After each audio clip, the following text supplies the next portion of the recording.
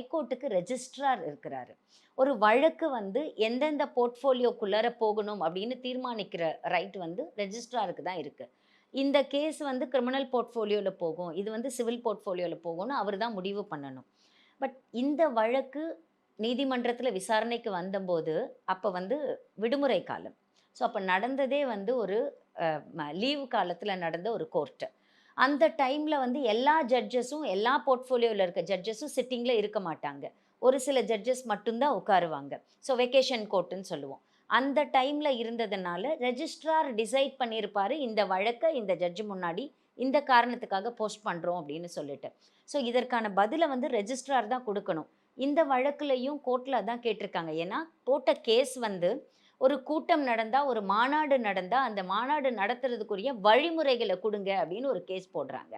அந்த கேஸ் எப்படி கிரிமினல் போர்ட்ஃபோலியோக்கு போச்சு அப்படின்னு தான் உச்சநீதிமன்றம் கேட்டிருக்காங்க.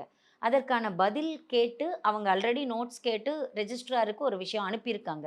ஸோ ரெஜிஸ்ட்ரார் குடுக்கக்கூடிய பதில பொறுத்து தான் இந்த ஜட்ஜ் கிட்ட போட்டது சரியா, தப்பான்னு சொல்ல முடியும்.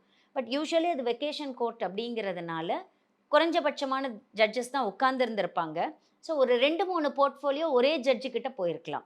அதனாலேயும் அந்த ஜட்ஜ் முன்னாடி வந்திருக்கலாம் அப்படிங்கிறத தான் யோசிக்கணும். இத வந்து கோர்ட் கேட்டுட்டதுனால, இந்த ஜட்ஜ் கிட்ட இத எப்படி வந்து திரிச்சு பேசுறாங்க அப்படின்னா, இந்த ஜட்ஜ் கிட்ட எப்படி போச்சு அப்படின்னு கேட்குறாங்க.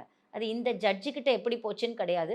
இந்த போர்ட்ஃபோலியோக்கு எப்படி போச்சு அப்படின்னு தான். ஏன்னா வழிமுறைகள் கேட்டு போட்ட ஒரு வழக்கு, ஒரு கிரிமினல் வழக்காக ஒரு கிரிமினல் போர்ட்ஃபோலியோல எப்படி போஸ்ட் ஆச்சு அப்படிங்கிறது தான் கொஸ்டின். பட் அதற்கான விளக்கத்த வந்து ரெஜிஸ்ட்ரார் தான் குடுக்க முடியும். அது கண்டிப்பா ஜட்ஜோட கையில கிடையாது. இந்த கேஸ என் முன்னாடி போடுங்க அப்படின்னு ஒரு ஹைகோர்ட் ஜட்ஜ் சொல்ல முடியாது. பட் ஜட்ஜ் எப்படி சொல்லலாம் அப்படின்னா, ஒரு வழக்கு அவர் முன்னாடி வந்துட்டாலும் கூட, இல்ல இந்த வழக்க நான் விசாரிக்க முடியாது. இது என்னோட போர்ட்ஃபோலியோல இல்ல. இல்ல இந்த வழக்க வந்து நான் விசாரிக்க முடியாது. எனக்கு பெர்சனலா இதுல ஒரு இன்ட்ரெஸ்ட் இருக்கு. அந்த மாரியான விஷயங்கள்ல அந்த ஜட்ஜஸ் என்ன பண்ணுவாங்கன்னா, என்னால இத எடுக்க முடியாது. அதனால வேற ஏதாவது ஒரு ஜட்ஜ் கிட்ட போஸ்ட் பண்ணுங்கன்னு அந்த கேஸ திருப்பி ரெஜிஸ்ட்ரார் முன்னாடியோ, சிஜே முன்னாடியோ அவங்க வைப்பாங்க. திருப்பி அங்கருந்து நோட்ஸ் போட்டு அந்த கன்சர்ன் ஜட்ஜுக்கு அது போகும். பட் இந்த வழக்கு போஸ்ட் பண்ணதுக்கு காரணம் வந்து ரெஜிஸ்ட்ராரா மட்டும் தான் இருக்க முடியும். அதற்கான விளக்கத்த ரெஜிஸ்ட்ரார் தான் குடுக்க முடியும். ஒரு ஜட்ஜ மட்டும் காரணமா வச்சு, அவரா இந்த வழக்க எடுத்து விசாரிச்சுட்டாரு அப்படின்னு இதுல சொல்ல முடியாது.